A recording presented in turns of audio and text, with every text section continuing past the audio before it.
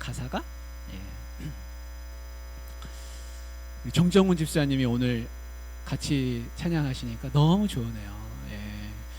매주 하시면 참 좋겠습니다. 그래서 수요일 특별히 좀 부탁드렸습니다. 예.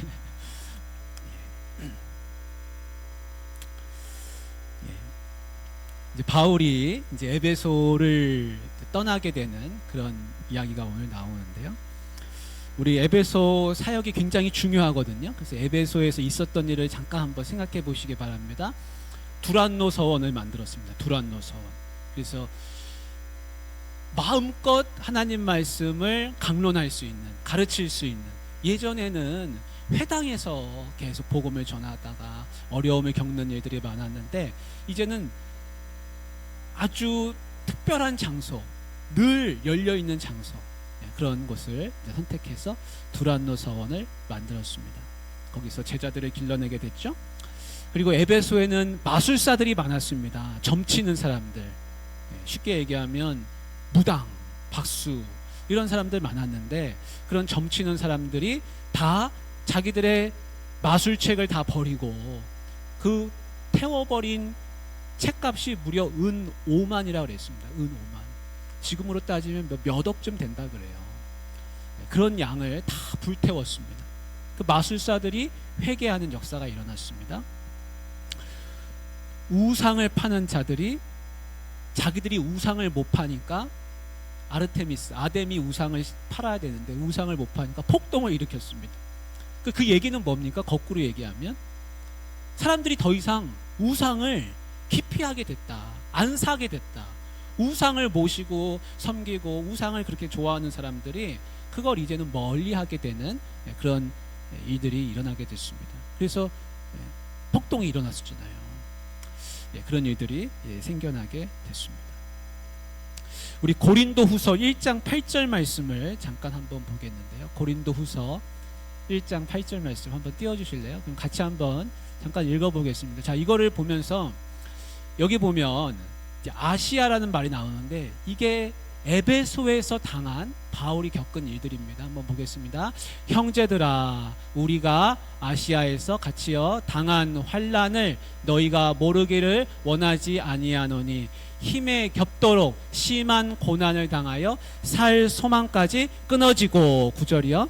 우리는 우리 자신이 사형 선고를 받은 줄 알았으니 이는 우리로 자기를 의지하지 말고 오직 죽은 자를 다시 살리시는 하나님만 의지하게 하심이라. 아멘. 여기 고린도 후서에 보면 이 에베소에서 겪은 일들이 어떤 일들인지 나옵니다. 그게 무슨 일이라고 나왔어요? 마치 사형 선고를 받은 것 같다 그랬어요. 8절에는 뭐라고 그랬습니까? 8절에는 환난을 당했는데 힘에 겹도록 심한 고난을 당하여 살 소망까지 끊어졌다. 그렇게 말씀하고 있습니다. 우리는 지금 에베소에서 있었던 일을 이렇게 몇 절 읽고서 그냥 지나가지만 사실 이 에베소에서 실제로 바울이 사역하는 동안 살 소망이 끊어지고 사형 선고당하고 그런 고난을 겪었다고 고백을 하고 있습니다. 그러니까 우리가 생각하는 것 이상으로 얼마나 많은 고난을 겪었는지 알 수 있습니다. 그 데메드리오가 폭동을 일으켜가지고 소동을 일으켰을 때 그냥 사람들이 잠깐 시끄럽게 하고 지나갔는가 보다. 그게 아니라 죽을 뻔했다는 겁니다. 죽을 뻔했다. 죽을 뻔했다. 고린도전서 15장 32절에도 나옵니다. 한번 보여주시면 같이 읽겠습니다. 내가 사람의 방법으로 에베소에서 맹수와 더불어 싸웠다면 내게 무슨 유익이 있으리요. 아멘. 여기 보면 에베소에서 누구랑 싸웠다 그래요? 맹수하고 싸웠대요. 맹수하고요. 물론 이건 좀 비유적인 표현이라고 이해가 되고 있습니다. 거기에 있는 사람들이 맹수같이 달려들었다는 겁니다. 근데 이 말들에서는 뭐냐면 맹수는 누구랑 싸워요? 맹수 사람들 공연장에서 맹수하고 싸우는 투사가 있습니다. 투사가. 그 사람들이 그거 보러 구경하러 가는 거예요. 근데 그 투사가 맹수를 찔러 죽이면 사람들이 막 환호를 하는 거죠. 사람이 맹수를 찔러 죽였다. 볼거리를 제공하는데 그거는 뭡니까? 그 투사가 힘이 있다는 걸 자랑하는 거거든요. 근데 에베소에서 내가 맹수와 더불어 싸웠다. 근데 사람의 방법으로 싸웠다면 내게 무슨 유익이 있겠느냐. 나는 그렇게 싸우지 않았다는 겁니다. 그들은 나를 맹수같이 죽이려고 달려들었지만 나는 그런 식으로 싸우지 않았다는 겁니다. 육신적으로 싸우지 않았다는 거죠. 힘 자랑하느라고 싸우지 않았다는 겁니다. 여러분, 그게 에베소에서 있었던 일이라는 거 지금 나왔잖아요. 이 에베소에서 얼마나 많은 어려움이 있었는지 우리가 그것을 이제 알 수가 있습니다. 그렇지만 그런 가운데서도 두란노 서원 만들고 마술사들은 회개하고 또 우상을 만드는 사람들이 돌아오고 사지 않게 되고 그런 역사가 일어났습니다. 자, 이런 일을 하고서 이제 20장으로 넘어가는데요. 오늘 1절에 보면 소요가 그침에 그 데메드리오 폭동이 일어났었죠. 그 우상 만드는 사람들의 그 소요가 그침에 바울은 제자들을 불러 권한 후에 작별하고 떠나 마게도냐로 가니라. 이제 마게도냐로 가게 됩니다. 근데 이 마게도냐로 가는 거는 19장 21절에 한번 보십시오. 19장 21절에 보면 뭐라고 되어 있습니까? 거기에 이 일이 있은 후에 바울이 마게도냐와 아가야를 거쳐 예루살렘에 가기로 작정하여. 우리 지난번에 그 말씀 읽었습니다. 그러니까 마게도냐로 가는 거는 이미 정해진 계획입니다. 근데 폭동이 일어난 뒤에 이제 소요가 그치고 나서 마게도냐로 떠나게 되는 것이죠. 최종 목적지는 어디입니까? 최종 목적지는 예루살렘입니다. 예루살렘. 마게도냐, 아가야 거쳐서 예루살렘으로 가는 겁니다. 그래서 디모데와 에라스도를 22절에 19장 22절에 보면 마게도냐로 이미 보냈다. 그렇게 이야기하고 있습니다. 근데 우리가 지도를 잠깐 좀 보겠습니다. 지도를 잠깐 좀 보여주시면, 여러분 에베소에서 지금 최종 목적지가 분명히 예루살렘이잖아요. 그러면 지금 에베소를 한번 찾아 보십시오. 저 지도에서 지중해라고 지금 바다 써 있잖아요. 그 지중해에서 조금 위로 올라가 보십시오. 그럼 에베소가 있잖아요. 그죠? 예, 지금 그 튀르키의 에베소입니다. 그럼 에베소에서 저쪽 예루살렘, 오른쪽 지도 맨 아래 보면 예루살렘 있잖아요. 그죠? 예, 그러면 에베소에서 예루살렘으로 가려면 어떻게 가면 됩니까? 그냥 가면 돼요. 에베소에서 예루살렘으로 배 타고 가든지 육로로 가든지 그렇게 가면 제일 빠른 거 아닙니까? 근데 뭐라고 나오고 있습니까? 19장 21절 22절에 어떻게 나오고 있어요? 바울이 마게도냐와 아가야를 거쳐 예루살렘에 가기로 작정했대요. 그러면 에베소에서 빠른 길을 놔두고 왜 저쪽 마게도냐는 어디냐면요, 여러분 저 보이십니까? 빌립보 지도 맨 왼쪽에 오른쪽 빌립보, 데살로니가, 베레아, 저기가 마게도냐거든요. 저기가 마게도냐고 그 밑으로 내려오면 고린도 있는 데가 아가야예요. 그러면 아니 에베소에서 빨리 가면 되는데, 예루살렘으로 가면 되는데 왜 굳이 마게도냐로 갔다가 저 고린도까지 갔다가 거기서 예루살렘으로 가려고 합니까? 근데 그 이유가 성경책에 나와 있습니다. 로마서 15장 25절 좀 보여주십시오. 왜 바울이 에베소에서 바로 안 가고 왜 저 삥 둘러가지고 가는지 같이 한번 읽어보겠습니다. 15장 25절 같이 시작. 그러나 이제는 내가 성도를 섬기는 일로 예루살렘에 가노니, 26절, 이는 마게도냐와 아가야 사람들이 예루살렘 성도 중 가난한 자들을 위하여 기쁘게 얼마를 연보하였음이라. 무슨 뜻입니까? 예루살렘에 내가 성도를 섬기는 일로 간다는 겁니다. 근데 뭘 가지고 가야 됩니까? 돈을 모아가야 되는 거예요. 쉽게 얘기하면 모금을 해가지고 예루살렘에 가야 되는 겁니다. 왜 그렇습니까? 예루살렘에는요 도와야 할 사람들이 많이 있습니다. 어려움 중에 있는 사람들, 경제적인 궁핍에 처한 사람들이 너무 많습니다.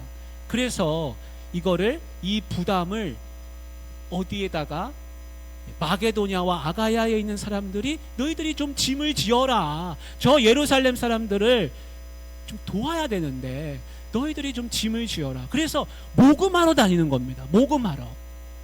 마게도냐와 아가야 지방으로 저 위로 돌아가지고 모금하기 위해 가지고 지금 그 모금한 것을 가지고 예루살렘으로 돌아가기 위해서 먼 길을 돌아가게 되는 것입니다.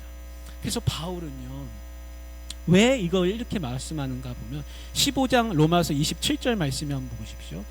같이 한번 읽겠습니다. 시작. 저희가 기뻐서 하였거니와, 연보하는 게 기뻐서 모금한다는 거예요. 저희가 기뻐서 하였거니와 또한 저희는 그들에게 빚진 자니. 누가 빚진 자입니까? 그 마게도니아 아가야에 있는 복음을 들은 그 교회 성도들은 빚진 사람들이라는 거예요. 만일 이방인들이 그들의 영적인 것을 나눠 가졌으면 육적인 것으로 그들을 섬기는 것이 마땅하니라. 아멘. 이 무슨 얘기입니까? 예루살렘은 경제적으로 궁핍해요. 이 아가야 마게도니아에 있는 헬라 사람들이 훨씬 잘 삽니다. 근데 예루살렘은 저 끄트머리 변두리잖아요. 어렵게 사는 거예요. 근데 뭘 나눠 가졌습니까? 누가 빚진 자라 그래요? 오히려 마게도니아와 아가야에 있는 이 사람들이 빚진 사람들이랍니다. 왜 그렇습니까? 복음을 누가 줬습니까? 예루살렘에서부터 복음이 왔잖아요. 그래서 이 사람들은 영적으로 빚을 졌다는 겁니다. 그래서 육적으로 갚아야 된다.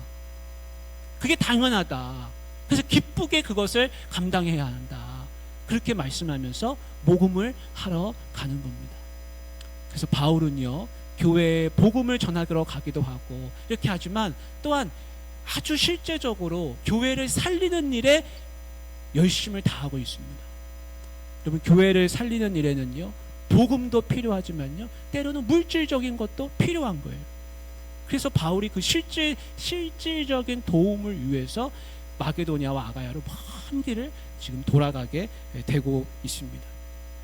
이제 1절에 좀 보십시오. 우리가 말씀을 좀 이해하면서 보면 좋겠습니다. 1절에 그래서 마게도냐로 가니라 돼 있죠. 20장 1절 끝에요. 말씀을 보세요. 마게도냐로 가니라.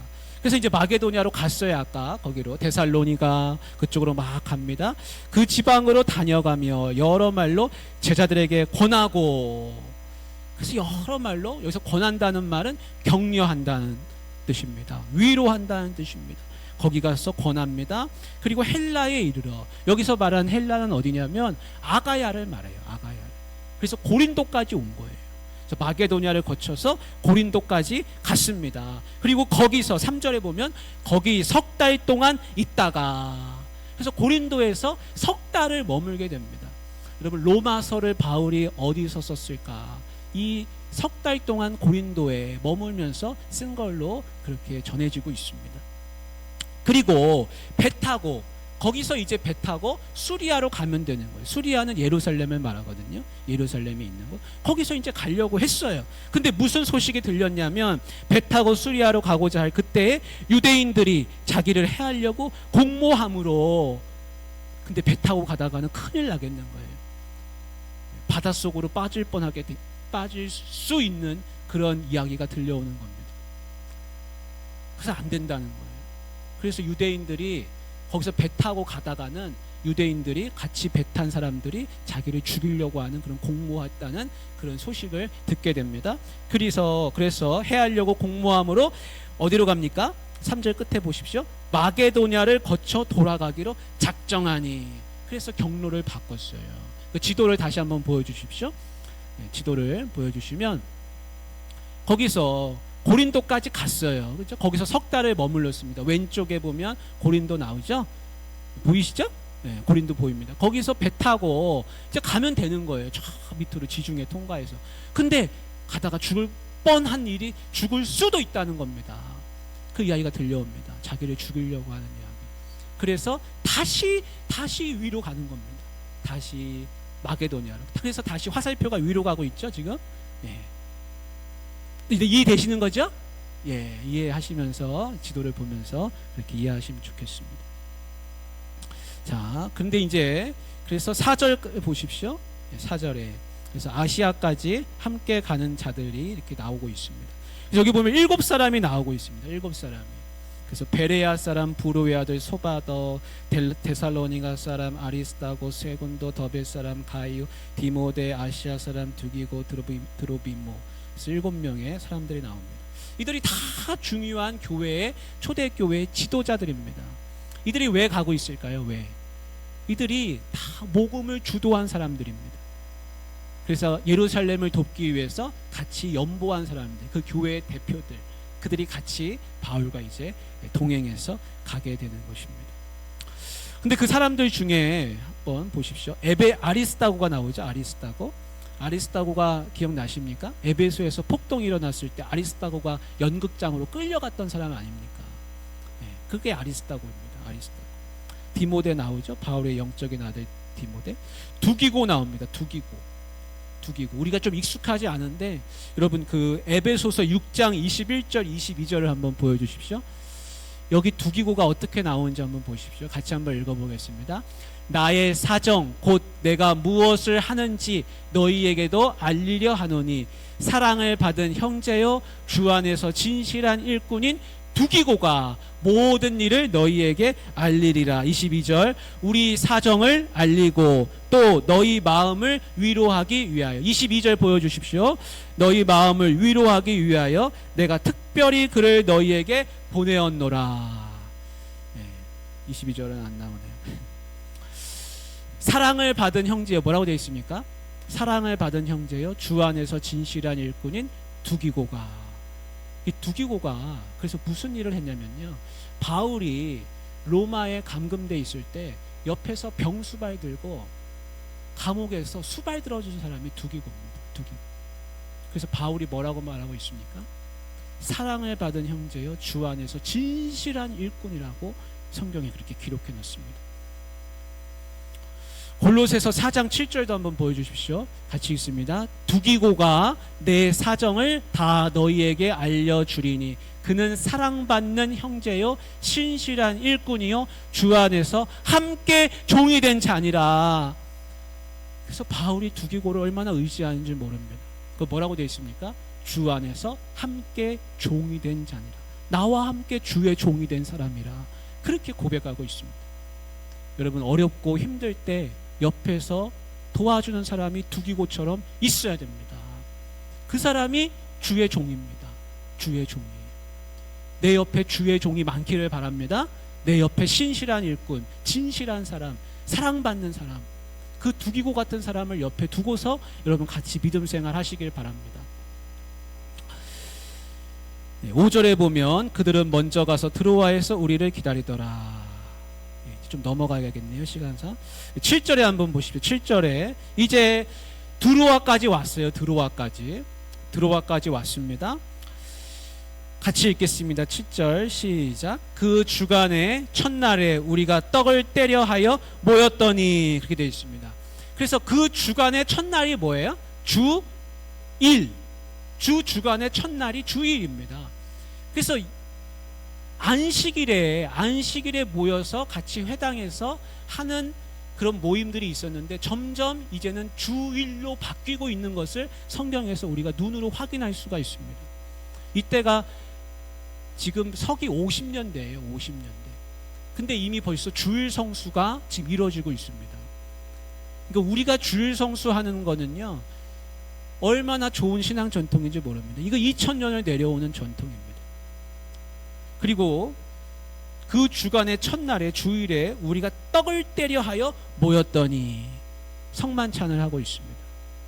성만찬을 하고 있습니다.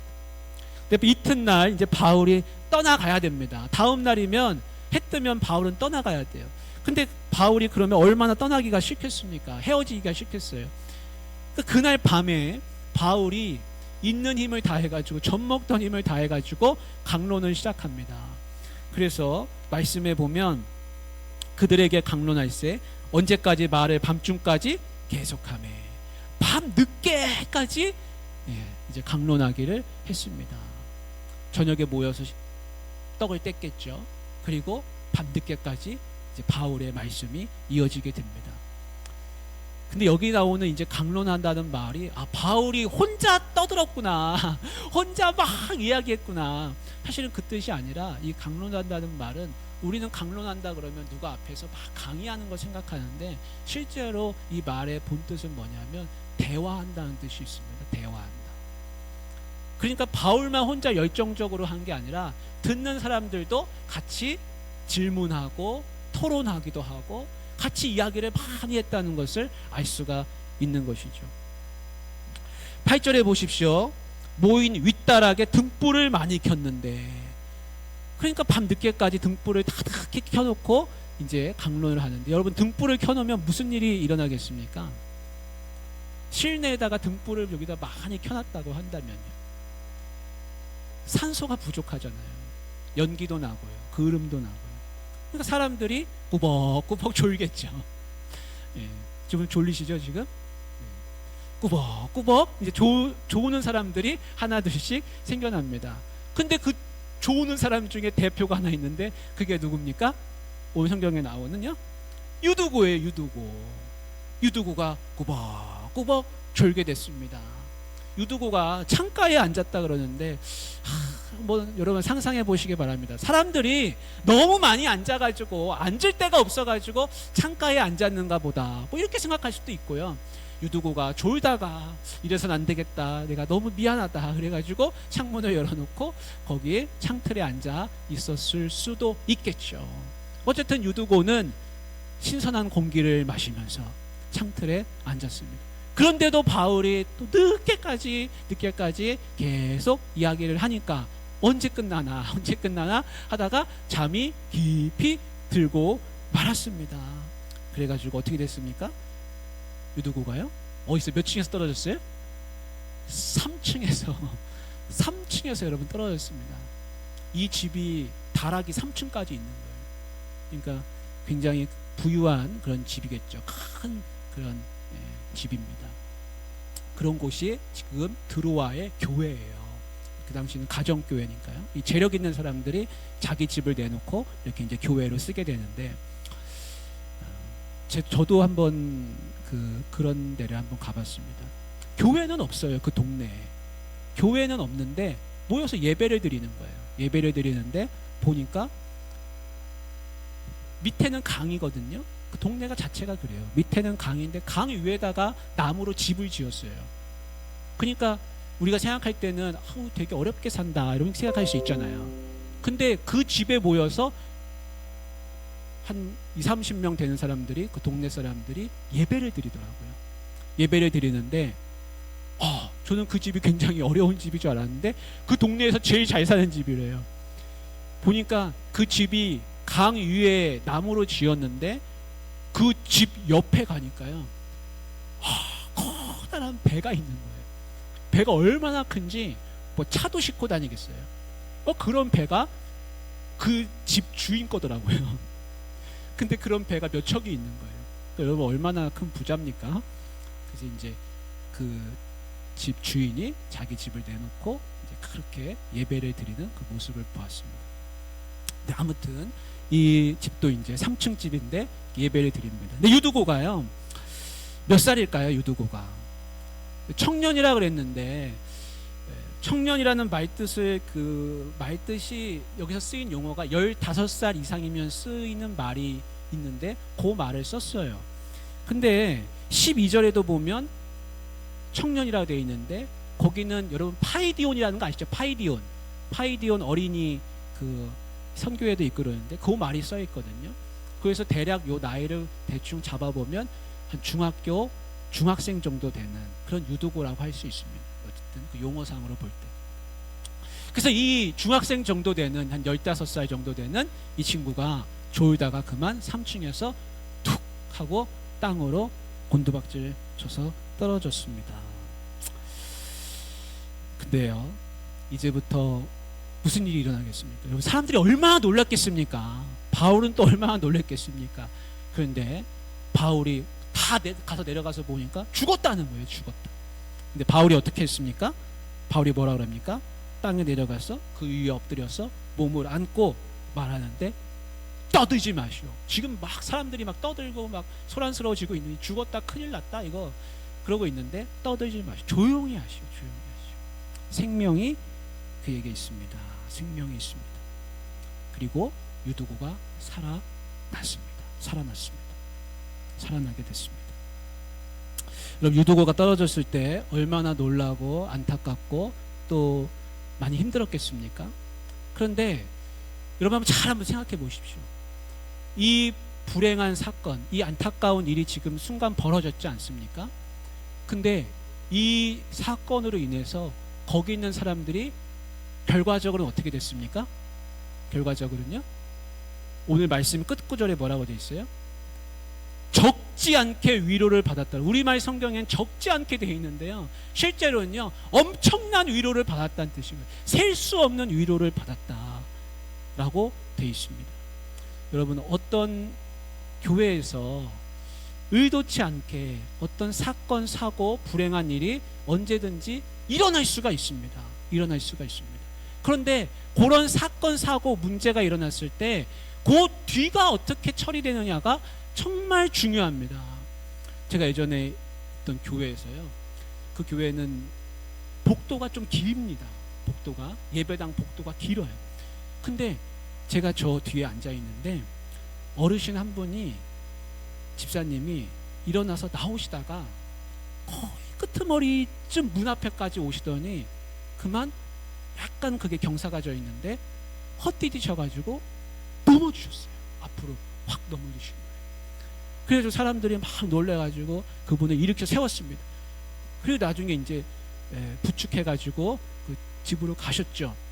근데 나중에 제가 보니까 그분이 병원 다니시고 물리치료 받고 그러고 누워 계시는 거예요, 집에. 그래서 저도 이제 신방을 갔습니다. 그 얼마나 미안합니까? 걱정되고. 근데 그분은요, 오히려요, 교회를 걱정하는 겁니다. 교회를. 나 때문에 교회가 소란스러워지고, 또 내가 넘어져가지고 다친 것 때문에 누군가는 또 걱정하고, 그래서 여기서는 그분을 걱정하고 그분은 교회를 걱정하고. 그게 교회입니다. 서로를 걱정하고 서로를 염려해서, 그래서 아무 큰 문제 없이 다 잘 지나가게 됐습니다. 여러분, 예전에 샘물교회 사건 아십니까? 샘물교회에서 23명이 아프가니스탄으로 선교를 보냈습니다. 단계 선교를 보낸 거예요. 근데 그 23명이 어떻게 됐습니까? 피랍됐습니다. 납치당했습니다. 그래서 우리가 그 사건을 다 알고 있죠. 두 분이 목숨을 잃었습니다. 한 분 목사님 돌아가시고, 또 한 분 청년 죽고, 그렇게 됐습니다. 근데요, 그때 그럼 샘물교회가 분당에 있는 꽤 큰 교회거든요. 그 교회가 언론에 많이 나왔습니다. 뉴스에도 많이 나왔습니다. 왜 아프가니스탄 가지 말라는 데를 갔냐? 왜 선교를 그렇게 하냐? 왜 교회가 이렇게 문제를 일으키냐? 엄청난 뉴스들이 많이 나왔는데요, 그 교회는요, 사람들이 그 사건 때문에 어떻게 됐을까요? 그 사건 때문에요, 오히려 그 교회는요 더 뜨거운 교회가 됐습니다. 교회에 나중에 21명이 돌아왔습니다. 21명 돌아와서요, 교회 떠난 사람 한 명도 없습니다. 오히려 그 교회에서 더 굳건하게 신앙생활을 하게 되고요, 오히려 그 교회 사람들이 우리가 잘못 얘기하면, 우리가 잘못 얘기한 것 때문에 방송에 잘못 나갈까봐 1절 얘기 안 하고요, 그냥 모여서 기도만 하는 거예요. 모여서 기도만. 그때 그 목사님도 하나 흔들리는 게 없었습니다. 모여서 오직 기도만. 그래서 문제가 생겼을 때, 어려움이 생겼을 때, 그 어려움 때문에 뿔뿔이 흩어지는 데가 있는가 하면 오히려 그 어려움 때문에 똘똘똘 뭉치는 데가 있습니다. 근데 그걸 가르는 기준은 뭐가 가를까요? 그거는요, 기도예요. 어려움이 생겼을 때 성도들이 똘똘똘 뭉쳐서 같이 기도하면 그 어려움을 딛고 전화위복이 되고 오히려 디딤돌이 되는가 하면, 문제 생겼다, 시끄럽다, 골치 아프다, 어떻게 하냐, 말이 많아지고 기도가 안 하게 되면 뿔뿔뿔 다 흩어지게 됩니다. 근데 교회만 그런 게 아니에요. 문제, 기도거리, 사건, 사고는 가정에서도 늘 일어납니다. 어디서나 일어납니다. 대처 방법은 늘 똑같습니다. 같이 그 문제를 위해서 기도하는 수밖에 없습니다. 그러면 반드시 다시 일어섭니다. 그래서요, 이 유두고가 떨어졌을 때 바울이 어떻게 대처했습니까? 떠들지 마시오. 떠들지 마시오. 생명이 아직 있습니다. 바울이 기도했습니다. 기도. 여러분 그 말씀을 잘 묵상하셔서 가정에서 무슨 일이 있든 교회에서 무슨 일이 있든 여러분 문제로 만들지 말고 기도에 하나님이 나에게 주신 기도 제목으로 알고 기도하실 수 있길 바랍니다. 여러분 타자가 150km 공이 날아오는데 잘 치는 타자는요 그거 가지고 홈런 칩니다. 홈런. 여러분 꼭 그렇게 믿음 생활 잘해 나가실 수 있기를 주님의 이름으로 축복합니다. 우리 같이 기도하면 좋겠습니다. 여러분